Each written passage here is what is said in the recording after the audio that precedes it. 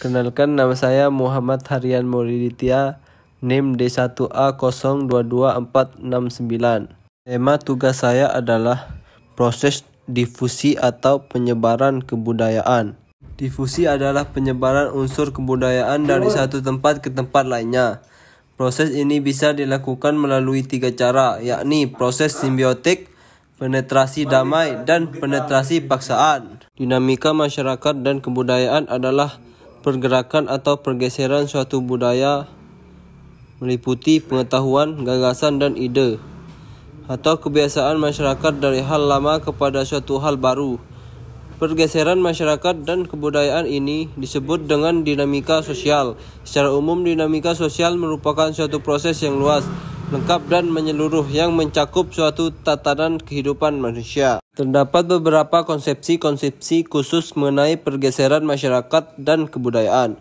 Di antaranya proses belajar kebudayaan sendiri, proses evolusi sosial, dan proses difusi. Kali ini akan dibahas lebih mendalam terkait proses difusi kebudayaan. Pengertian difusi adalah salah satu bentuk penyebaran unsur-unsur kebudayaan dari satu tempat ke tempat lainnya.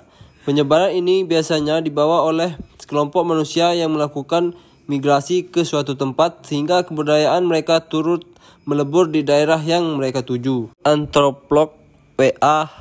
Haviland, difusi adalah penyebaran kebiasaan atau adat istiadat dari kebudayaan satu ke budayaan lain. Hal ini berlangsung dengan menggunakan teknik meniru atau imitasi. Untuk penyebaran kebudayaan tersebut dapat terjadi dengan berbagai cara, antara lain adanya individu-individu tertentu yang membawa unsur-unsur kebudayaannya ke tempat yang jauh.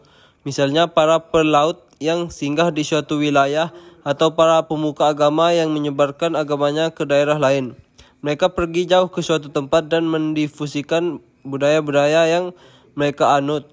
Penyebaran unsur-unsur kebudayaan yang dilakukan oleh individu-individu dalam suatu kelompok dengan adanya pertemuan antara individu-individu kelompok yang lain.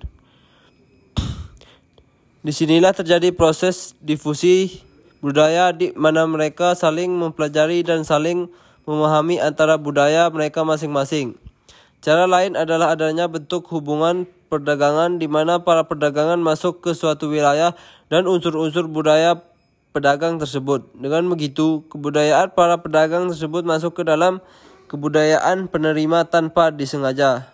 Macam-macam cara difusi kebudayaan dapat dilakukan dengan 3 cara, yaitu simbiotik, penetrasi damai, dan penetrasi paksa.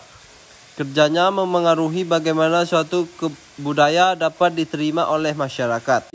Simbiotik artinya peristiwa bertemunya 2 individu dari masyarakat yang berbeda, namun tidak mengubah bentuk kebudayaannya masing-masing sehingga memungkinkan masyarakat untuk bertemu dan hidup berdampingan dengan 2 unsur kebudayaan yang berbeda.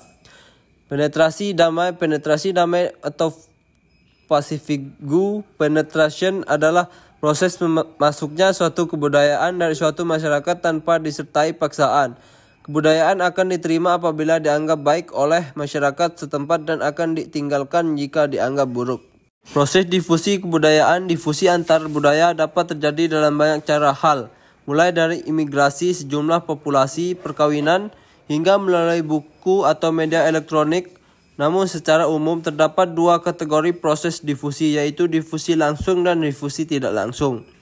Difusi langsung terjadi apabila 2 budaya sangat dekat satu sama lain sehingga menghasilkan perkawinan, perdagangan, atau bahkan peperangan antar budaya.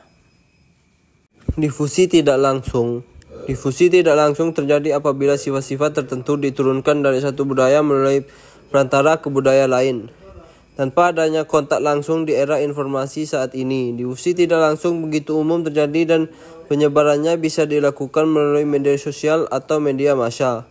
Dampak difusi kebudayaan, difusi dapat berdampak positif ataupun negatif bagi sekelompok masyarakat.